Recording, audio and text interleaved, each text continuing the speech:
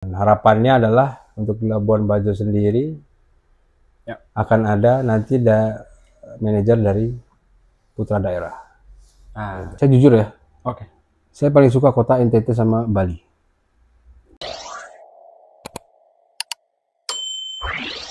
Halo semua, kembali lagi bersama saya Gekarno di Bajo Talk Podcast di acara Point of View Manager. Kita sudah di episode 2, harapannya episode 1 kemarin teman-teman sudah menonton, dan di episode kali ini kita akan ngobrol dengan manajer Exotic Komodo. Terima kasih Pak Adi sudah hadir di Bajo Talk Podcast. Ya, sama menyempatkan waktu dan kita bakal sharing-sharing, tapi boleh menyapa teman-teman Bajo Talk, mungkin teman-teman yang masih nganggur juga, mau cari kerja, penasaran dengan dunia kerja, dunia manajerial, atau juga teman-teman yang pengen naik jabatan, pokoknya kita akan bahas semua ini. Boleh menyapa dulu. Oke, saya Adi, saya hotel manager dari Exotic Komodo Hotel Restoran and Souvenir Shop Labuan Bajo, kalau kalian tahu yang depan bandara ya. Saya sudah berada di properti ini itu sekitar 6 tahun. Dan alhamdulillah masih bertahan. Ya. Dan kita sama-sama memajukan pariwisata Labuan Bajo. Ya, dan sebenarnya poin penting konten ini ya mau menjawab pertanyaan-pertanyaan teman-teman semua, termasuk saya juga. Saya masih kuliah, jadi masih bertanya-tanya juga gimana kehidupan perusahaan manajerial dan sebagainya. Tapi sebelumnya saya boleh salah satu pertanyaan dulu. Kakak Adi, saya panggil kakak ya biar lebih. Kakak Adi. Saya masih muda sih. Kakak Adi, how do you feel being a manager? Become a manager ya, pengalaman yang sempurna, pengalaman yang luar biasa ya. Ya mungkin adik-adik yang sekarang yang junior itu pengen banget nih buat jadi manajer someday. Bagus motivasinya, tapi alangkah lebih baiknya kalian bertanya kepada yang sudah menjadi manajer bagaimana sih langkahnya. Karena jangan sampai nanti ada seorang manajer karbitan, kemudian ataupun ada manajer yang tidak punya point of value. Gitu. Ya, selama ini sih menikmati karena masih dipercaya sebagai seorang leader, manajer. Dan harapannya adalah untuk Labuan Bajo sendiri akan ada nanti manajer dari putra daerah. Harapan kita episode 1 kemarin manajernya putra daerah. Semoga di 10 episode ke depan kita akan mengundang teman-teman yang memang asli. Nah, Kakak Adi bilang tadi 6 tahun ya di Labuan Bajo sebagai manajer, atau sebelumnya di mana sih? Di Labuan Bajo ya? Iya. Labuan Bajo. Kalau Labuan Bajo gua dari 2019. 2009, sorry. 2009. Desember itu di Hotel Jayakarta. Saya masih SD. saya baru masuk SD itu, kelas 1. 2009 di Hotel Jayakarta Flores. Labuan Bajo waktu itu hotel baru ada 2, bintang 5. Itu Jayakarta dengan bintang Flores kalau nggak salah. Di situ saya sebagai F&B manager. Food and Beverage Manager. Nah, kemudian 3 tahun sampai 2012 saya dipindahkan ke Jayakarta Bali. Di Bali? Di Bali 6 tahun. Dari 6 tahun Jayakarta Bali, kemudian direkrut di Exotic Komodo di 2018 sampai dengan saat ini. Jadi kayak apa yang Labuan Bajo awalnya gue udah tahu kayak gimana sih perihnya. Seminggu di Labuan Bajo tuh rasa pengen pulang waktu itu. Waktu itu ya. Nggak kuat. Belum ada sel komodo, belum ada itu. Labuan Bajo meningkat tuh setelah ada sel komodo. 2013. 2012. 13 ya? 2013 ya. SBY udah sini, wah jalanan udah mulai aspal. Dulu kita 2019 tuh Gorontalo tuh jalannya rusak bener. Hancur. Sekarang udah luar biasa ya. Iya, iya. Akhirnya kakak ke Bali terus akhirnya memutuskan untuk kembali ke sini kan, selain direkrut tapi ada panggilan buat ke sini lagi itu Ya gimana? kebetulan ownernya dari Exotic Komodo itu adalah partner saya waktu di Jakarta Flora ya. Oke. Nah, beliau itu kebetulan lagi butuh di sini, jadi ya ditawarin, jadi saya langsung ke Labuan Bajo lagi. Emang susah ya, udah minum air Labuan Bajo pasti balik lagi ya. Atau mungkin karena lihat di postingan-postingan teman-teman di sini sudah banyak yang berkembang. Ya yang jelas berkembangnya pesat banget asli. Iya, iya, iya. Asli pesat banget dari 2009 sampai 2018 tuh luar biasa. Iya, besar. 9 tahun itu wow. Iya, iya. Ditambah lagi 2019 itu kan mulai pembangunan lagi yang gila lagi. Ya, 2019 mulai pembangunan Pak Jokowi kan untuk kejar KTT supaya bisa diadakan di Labuan Bajo, dan yang berhasil langsung kan, luar biasa tuh. Itu udah amazing banget deh Labuan Bajo. Oke. Ibaratnya kayak kota sulap. Yap. Tapi saya penasaran kan, sebelum di Labuan Bajo dulu, pasti kakak nih startnya di dunia perhotelan tuh dari awal banget. Ceritanya bagaimana kayak? Itu kan di sana kan langsung jadi manajer F&B kan, terus naik jadi manajer. 2002 setelah saya lulus dari kampus, saya cuma lulusan diploma 1 waktu itu. Oke. Sambil kuliah, sambil saya kerja jadi stewarding di hotel, salah satu hotel di Jakarta di Senayan. Pagi kuliah, sore kerja gitu. Terus kemudian ya karena kita berasal dari keluarga yang nggak mampu ya, keluarga yang agak sulit, jadi terpaksa saya harus cari biaya untuk sekolah saya. Gitu. Nah, kebetulan alhamdulillah setelah lulus, itu pun belum sempat terima ijazah, baru surat keterangan lulus dari kampus, saya ada panggilan di Hotel Sedona Makassar. Berangkatlah saya ke sana. Di situ mulailah saya jadi seorang waiter di sana. Padahal saya sekolahnya sekolah masak dulu. Saya diploma satunya food product dulu. Tapi saya nggak suka di dapur. Karena panas. Panas ya? Karena panas. Saya nggak suka di dapur. Tidak ada AC, kompor panas, dan sebagainya. Nah, saya kesel sama chef saya dulu waktu saya training. Saya ditaruh di breakfast, disuruh masak omelet. Itu omelet harus bentuknya bulan sabit dan bulat kan. Iya. Ya kan? Nah, itu setiap saya masak, kalau nggak bulan sabit dan tidak bulat, saya disuruh makan. Waduh. Jadi sehari itu saya bisa makan 30 telur kan, saking bodohnya saya masak. Kalau pas awal-awal 2 telur kan? Oke lah. Iya. Tapi udah 30 telur, 40 telur, saya langsung bilang ke HRD, saya minta pindah. Saya nggak mau di dapur lagi. Asal mulanya di waiter itu asalnya di Makassar. Di Makassar, saya di Makassar selama 6 tahun. Kemudian saya di Toraja, pindah ke Toraja 1 tahun. Pindah ke Manado 1 tahun. Baru ke Labuan Bajo. Gitu. Awal mula karir saya sebagai manajer itu di Makassar dulu. Gitu. Saya manajer termuda dulu. Umur 22 tahun saya sudah jadi seorang banquet manager di salah satu hotel bintang 4 plus di Makassar. Gitu. Umur 22 tahun, sangat staff saya itu umurnya udah tua itu kan? Ya udah di atas saya lah gitu. Nah itu kita mau masuk ke situ, maksudnya ya manajer di umur muda sampai sekarang di dunia manajerial sudah hatam lah maksudnya. Tapi selama itu kayak tantangan yang terbesarnya sebagai manajer gitu sejauh ini. Sekarang kan beda, di Exotic kan ada souvenir, hotel, sekarang ada Maihang lagi masuk juga kan? Masuk. Maihang masuk juga di situ. Masuk. Itu gimana 6 tahun ini? Awal-awal oke lah, akhir-akhir ini sudah ada nambah satu nih. Memang awalnya Exotic juga kan ada restoran dulu ya. Oh iya. Ada 2018 saya masuk itu ada restorannya. Saya masih di daerah lain waktu itu. Kemudian ditutup restoran itu karena COVID. Jadi pengurangan, dan kita melakukan pelebaran untuk souvenir.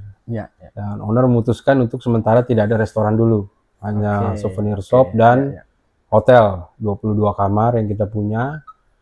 Kita jualan itu mengingat pertumbuhan makin banyak dan kurangnya restoran tempat untuk tamu itu lunch atau dinner.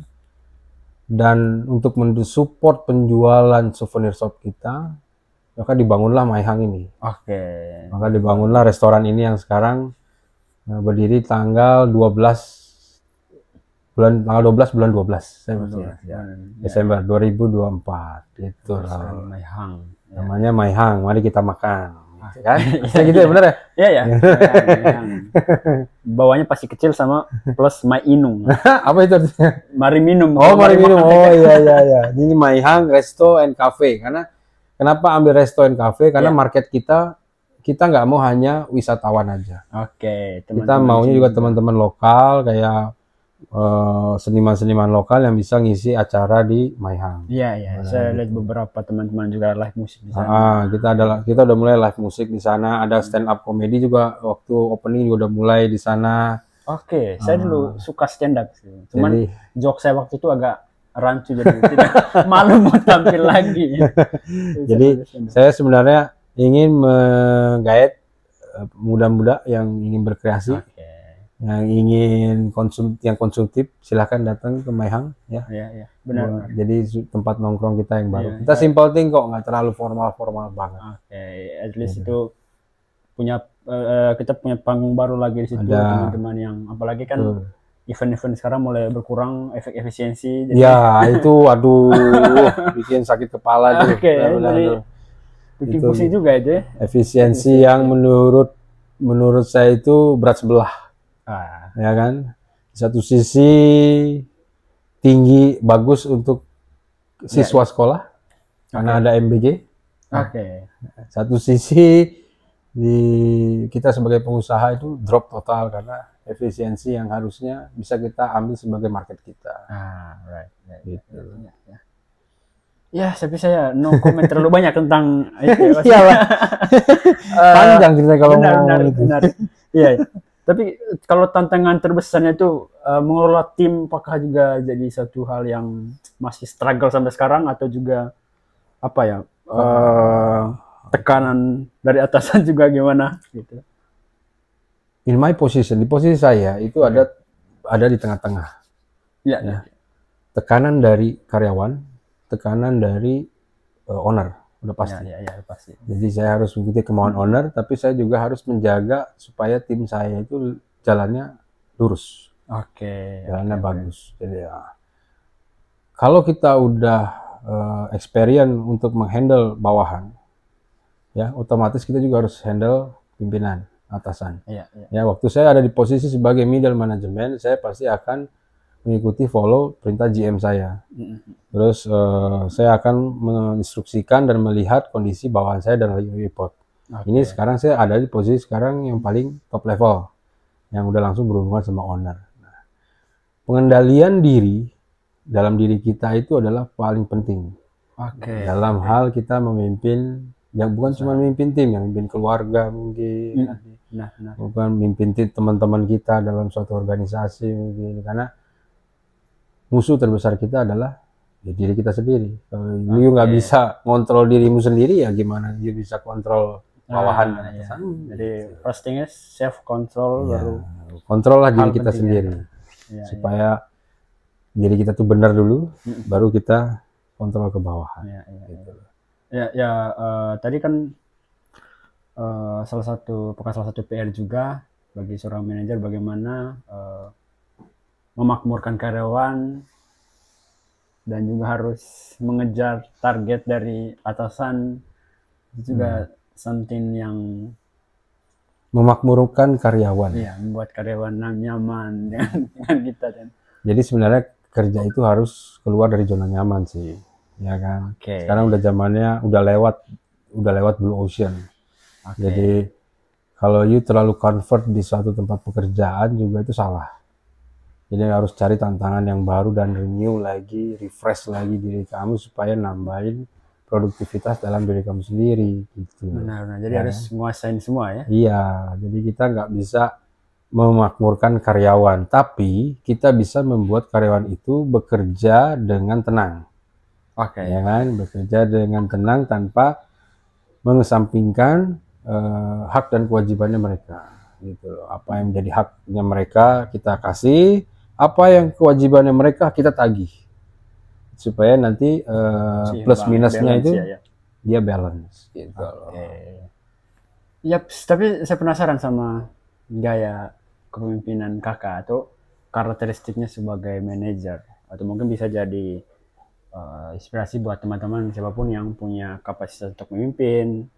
Ya mulai dari kelas organisasi atau komunitas atau asosiasi juga bisa jadi. Kalau gaya pimpin saya ya, saya mungkin tergolong bukan yang milenial banget ya, bukan Gen Z kali ya. Oke. Jadi kalau Gen Z itu kan sedikit digedor, Kena mental mundur kan? dia, Iya, ya iya. kan? Nah, ini zamannya saya itu zamannya susah banget asli. Iya. Digempur, disikat, dihantam, tapi ketika kita punya masalah banyak, kita punya katakanlah seorang karyawan ini punya hutang banyak karena wah apa kewajiban banyak harus dibayar, terus belum lagi atasan marah-marah, tapi ketika dengan tamu kita harus tersenyum. Lupakan semua itu supaya tamu itu nyaman stay sama di properti kita, ya kan? Being profesional itu gaya itu saya dilatih seperti itu dulu. Nah, tapi beda dengan yang sekarang kan ya. Yang sekarang itu kebanyakan ya nggak semua sih, saya nggak bilang semua Gen Z itu disentil mundur, sentil enggak. Ada juga banyak yang memang Gen Z itu dia mau maju kok, mau bahkan dia bukan hanya mau maju di kerjaan kerja sama orang, dia bahkan mau berwirausaha.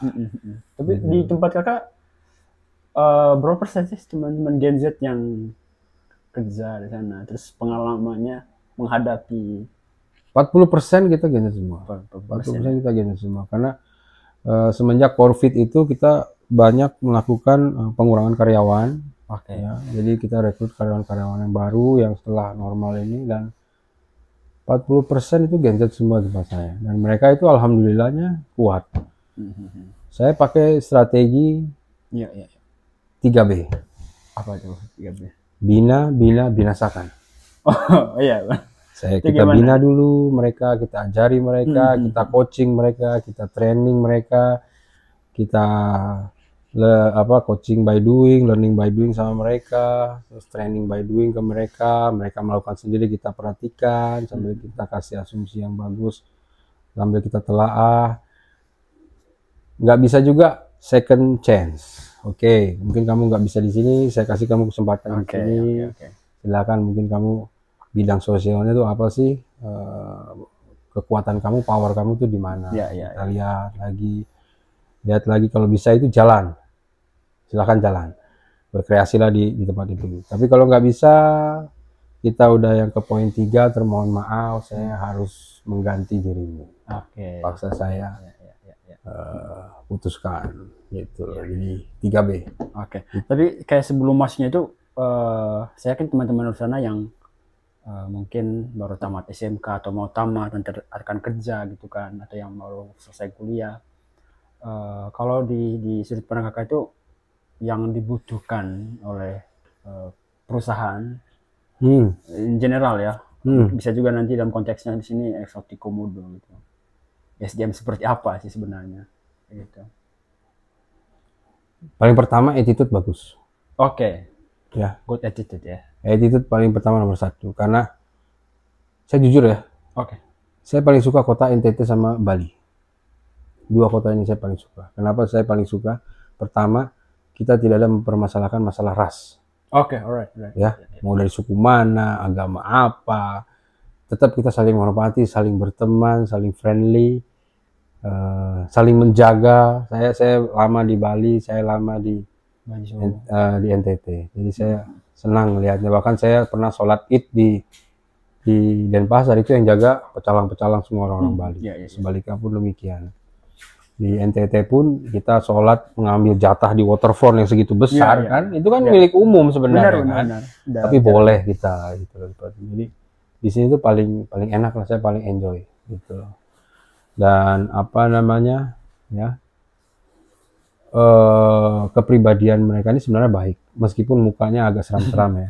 Ada yang seram-seram, tapi kepribadian baik. Tinggal nanti, untuk ke dunia kerja itu tinggal diolahnya aja gimana. Attitude, performance itu paling penting. Terus kemudian kreativitas itu juga yang paling dibutuhkan untuk saat ini untuk perusahaan. Gitu. Oke, ya. Ada sebuah perdebatan juga di luar, saya juga sering dengar juga, atau banyak teman-teman yang habis sekolah itu kan, SMK lah, banyak yang memang memutuskan untuk tidak kuliah atau kuliah, pertimbangannya biaya. Seberapa berarti kayak ijazah gitu ya ijazah oke lah, tapi ijazah dari perguruan tinggi gitu, maksudnya untuk masuk ke tempat kerja. Banyak yang mungkin tidak mau masuk kuliah karena ekonomi juga, atau mungkin karena motivasi dari TikTok yang bilang kuliah itu tidak terlalu penting, yang penting punya kreativitas dan bisa produktivitas, dia produktif. Gimana ya, ijazah itu penting banget sih kalau saya ya sekarang ya. Buat saya dulu ketika lulus kuliah, ijazah itu nggak penting dulu. Saya udah bisa dudukin posisi manajer dengan ijazah D1. Tapi ada poin tertentu, titik tertentu, kita itu nggak bisa apa-apa tanpa ijazah. Ada beberapa pintu-pintu yang perlu itu ya. Sampel thing-nya ya, saya pernah melamar dari 12 orang, cuma 3 diambil termasuk saya. Ya kan? Nah, dari 3 diambil ini, itu yang satu lulusan luar negeri. Ya kan? Dia bachelor dari Australia. Yang satu lagi S1 pariwisata terkenal di Bandung. Yang satu lagi saya, cuma D1. Ketika di interview itu first question itu adalah kamu lulusan apa? Tanyaannya bagi kamu lulusan dari mana? Tell me about yourself. Bla bla bla bla bla. Nextnya baru IPK dan sebagainya. Ketika mereka mendengar saya, I graduate from first diploma, mereka langsung mengong, oh really? Beneran? Jadi di situ saya kalah. Nah, makanya kenapa saya bilang lebih bagus sekarang itu kalian punya ijazah, kalian bisa kuliah, tapi kalian juga punya produktivitas dalam diri, jadi bekerja. Kompetensinya. Sampelnya seperti kalian yang lakukan sekarang kan, mahasiswa, tapi kalian punya aktivitas yang bisa mendukung support CV kalian nanti pada saat kalian ingin bekerja. Jadi jangan kuliah hanya berteori doang menurut saya. Ada juga orang tua yang kamu fokus kuliah aja dulu, nggak usah kerja. Yang penting kuliah lulus dulu, ya kan, itu bisa jadi juga kalau si siswanya ini, si anak ini berprestasi, pasti perusahaan akan ambil. Tapi kalau dia pas-pasan nilainya, susah dia mau ngelamar kerja. Dengan apalagi dia nggak punya job training, atau dia nggak punya magang, dia nggak punya pengalaman di bekerja sebagai training di mana. Susah deh. Jadi bagus tuh dua-duanya jalan. Kalau menurut saya ya. Saya aja baru lulus kuliah nih tahun ini. Saya baru lulus di manajemen bisnis S1 di Universitas Utomo Surabaya. Tahun ini? Iya, 26 April ini saya wisuda nanti. Iya ya. Baru saya umur segini baru lulus S1. Berarti memang tidak ada batasan apapun ya? Nggak ada. Ya insya Allah kalau ada rezeki saya mau lanjut ke S2. Gitu. Kalau tadi bicara soal ijazah itu ya. Kalau di eksotik pasti ada yang bagian manajer, bagian HR yang benar-benar menerima teman-teman. Ada Human Resource Department tuh saya ada punya. Jadi memang dia yang tugasnya menyeleksi permintaan dari setiap permintaan karyawan dari setiap departemen.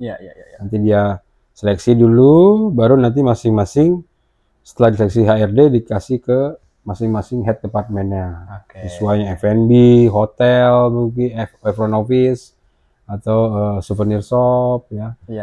Ini setelah disaring dulu sama mereka. Gitu loh.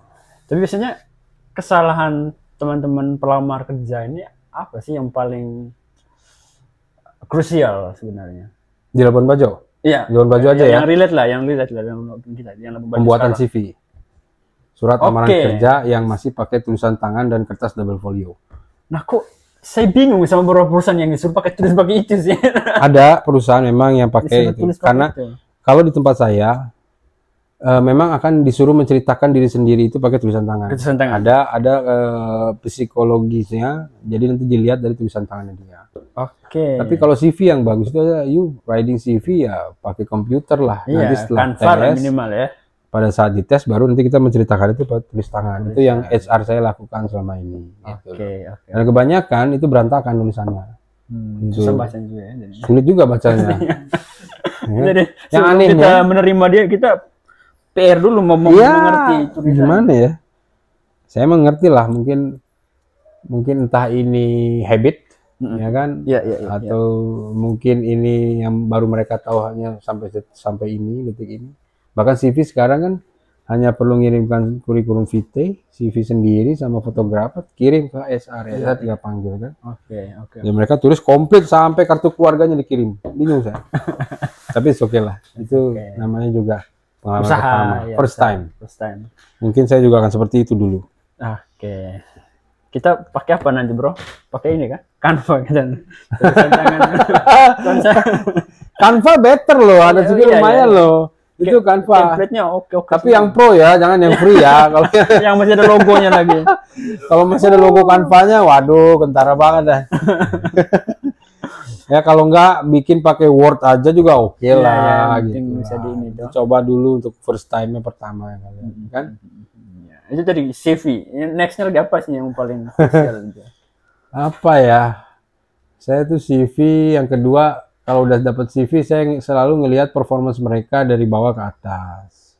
Appearance-nya ya. Nah, appearance-nya saya lihat bagaimana cara mereka make up, mungkin kalau yang perempuan, laki-laki cara performanya bagaimana, dan cara jalannya juga mungkin kan ada jalan yang seret kakinya, ya kan, ada juga yang menggal-menggol jalannya, ya kita lihat dari situ. Ya, apakah dia ini gercep atau gimana kan? Bisa dilihat di situ juga. Terakhir ya pada saat interview sih, saya lihat pada saat interview bagaimana dia menjawab, kan ada kadang orang menjawab itu ya, dia nggak natap mata. Ya nama saya ini, saya begini ya, itu ada yang introvert dan extrovert. Oke. Ini itu deh Ya. paling penting tuh, tapi paling utama sih CV lah kalian. Apalagi lulusan kampus ternama di Labuan Bajo misalkan, perbaikilah CV gitu. Oke. Ya. Berarti kalau untuk kayak soft skill yang lain atau apa itu kemudian dulu ya, kayak buat saya ya, skill itu bisa dilatih, Bos. Oke. Tapi yang paling penting itu adalah attitude, performan kamu dulu. Karena nanti yang akan ngadepin ke tamu itu kan asistennya saya itu kan mereka nih. Ya kan, orang lapangan saya itu mereka. Kalau kita lagi makan, kita lagi meeting terus ngelihat pelayan kita nggak enak, bad mood, atau misalkan performanya nggak bagus, cara pelayanannya nggak bagus, SPG kita nggak fresh, itu kan kayaknya nggak enak banget. Ya. Tapi kalau skill kita bisa latih di di saat kita memang di lapangan. Ya. Itulah ya perbedaannya tuh. Dulu saya juga bingung kenapa ada perusahaan yang minta seorang manajer pengalaman minimal 5 tahun, padahal umurnya baru 20, dengan umur maksimal 30. Berarti dia udah jadi manajer itu minimal tuh umur 22 ya. Kan nggak semua sama kayak saya kan ya. Nggak sama kayak gue tuh, nggak sama. Pasti orang tuh ada yang mulai manajer umur 28, 27. Kan minta 5 tahun pengalaman. Gimana kalau kita rubah sekarang, skill kita kebelakangin untuk posisi tertentu, tapi kita utamain si penampilan dulu. Attitude lah paling utama. Nomor satunya gitu. Iya. Cuman kan dengan sumber daya yang banyak ini dari berbagai universitas sebagai ini ke Labuan Bajo semua, jadi mana yang semuanya 100 pasti dipilih kan. Iya. Oke, pasti kita pilihnya yang scale-nya sudah di 100 semua. Nah, berarti kalau kita lihat, kakak boleh share kayak paling susah naik karirnya itu zaman dulu tuh naik apa? Atau yang sekarang, karir dan juga karir. Atau mungkin apa ya? Lebih enaknya kerja itu zaman dulu tuh sekarang gitu. Karena kan dari 2002 itu sudah lebih enak zaman sekarang pasti.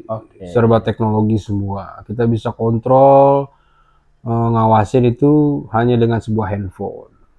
Zaman dulu kita harus terjun memang ke lapangan. Dia punya hotel luasnya 2000 meter persegi, ya lu keliling tiap hari 2000 meter persegi.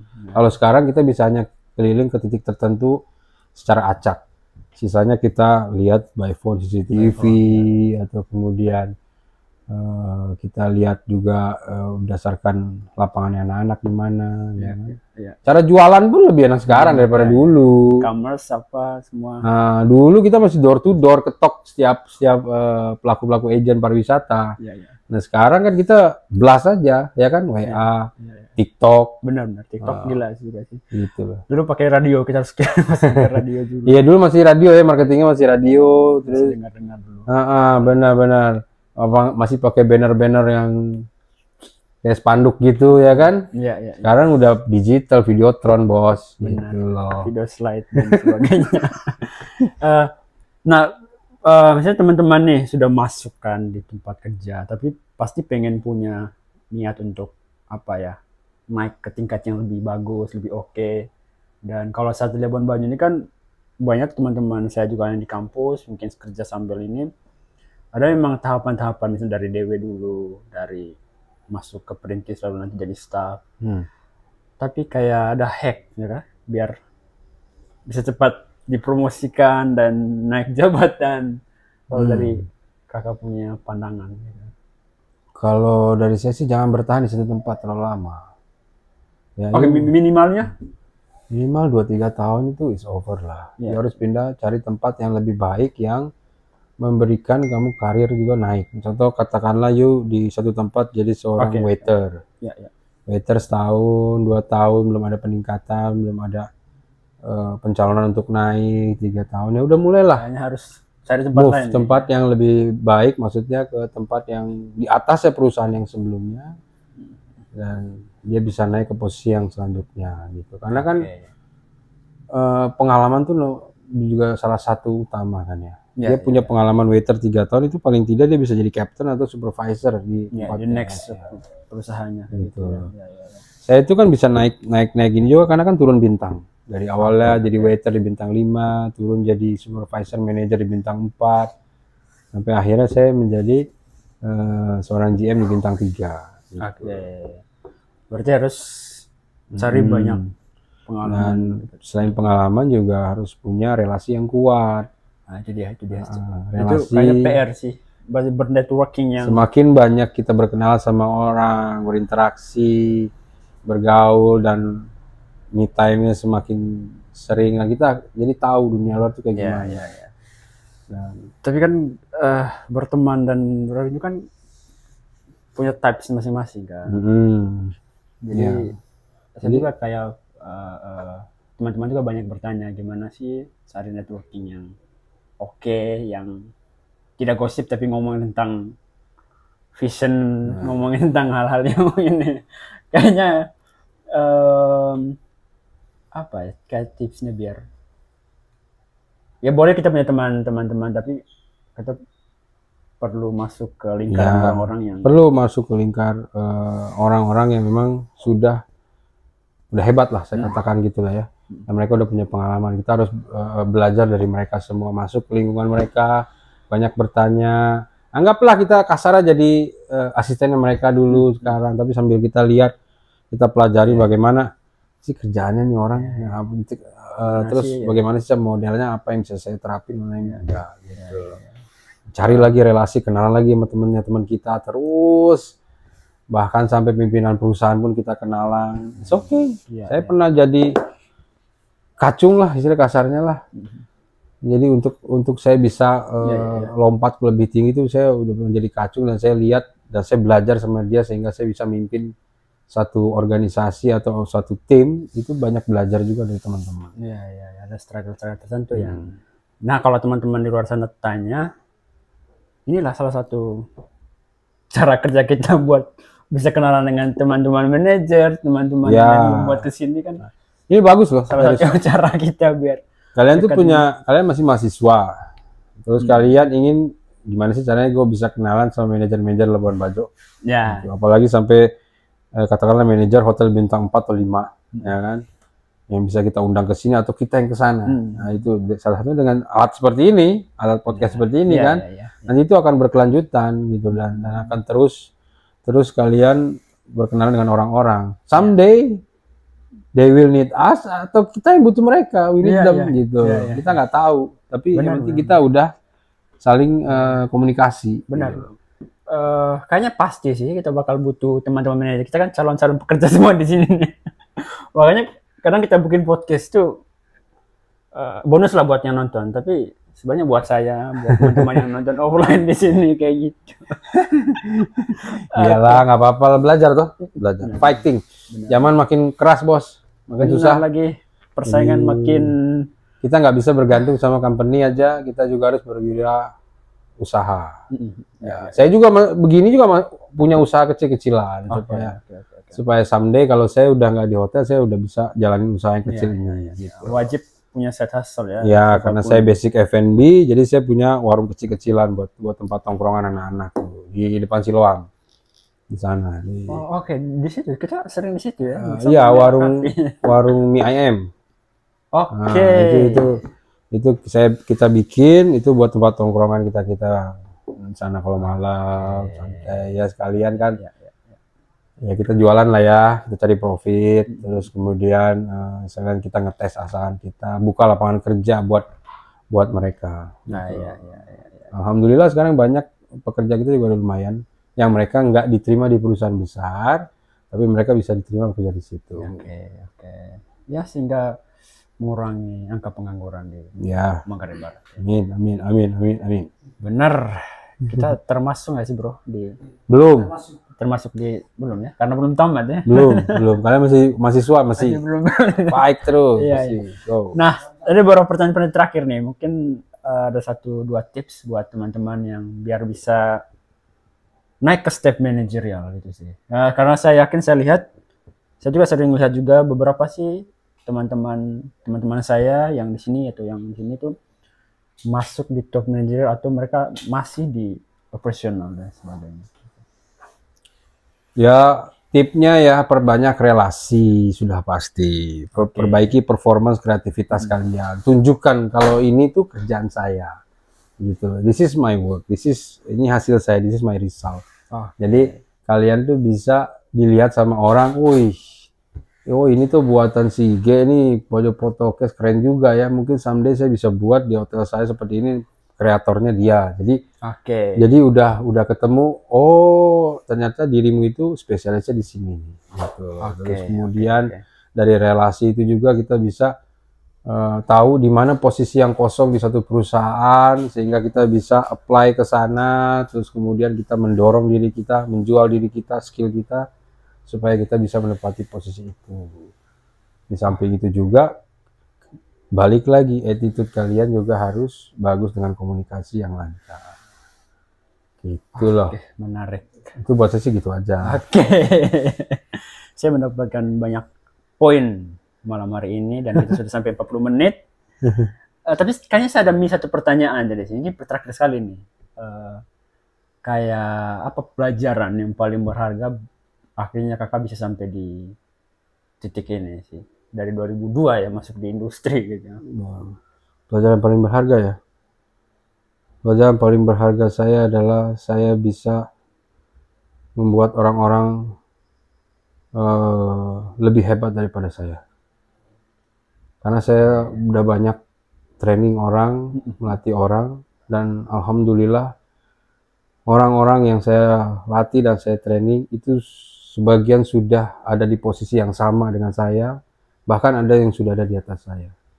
Itu suatu kebanggaan sendiri itu bagi saya. Dan mereka itu nggak pernah ngelupain juga, selalu komunikasi juga dengan saya. Ya, experience buat saya. Jadi saya tidak pernah iri atau apapun, justru saya bangga sekali. Itu yang pelajaran paling berharga saya. Jadi kalau kita ngelatih orang itu lebih hebat daripada kita someday, itu adalah kebanggaan dalam diri sendiri. Tuhan udah punya jalur sendiri untuk rezeki masing-masing, tapi kalau kita ngelihat orang lain lebih hebat daripada kita yang kita latih, wow, amazing. Amazing banget. Pride-nya luar biasa ya. Itu aja sih. Dari gue. Ya, terima kasih teman-teman sudah menyaksikan ini. Terima kasih kakak sudah sharing. Ya, saya pikir saya tidak perlu mengulang lagi ya poin-poin tadi itu sangat langkah-langkah konkret sekali ya sebenarnya. Kita tidak terlalu Simple, jelas, padat ya. simple, jelas, padat. Simple, jelas, padat. Mari kita sama-sama berjuang sama-sama. Masih muda-muda kan? Iya, masih muda-muda. Jangan kalah dong sama yang segini. Kita masih muda-muda. Saya merasa tertantang ketika tadi Kakak bilang saya sudah 22 tahun itu sudah jadi manajer. Itu Ya, hal yang perlu ini kita sama-sama berjuang sih. siap. Oke, terima kasih Kak Adi sudah menyempatkan waktu dan sampai ketemu di next episode bersama Budget Talk Podcast.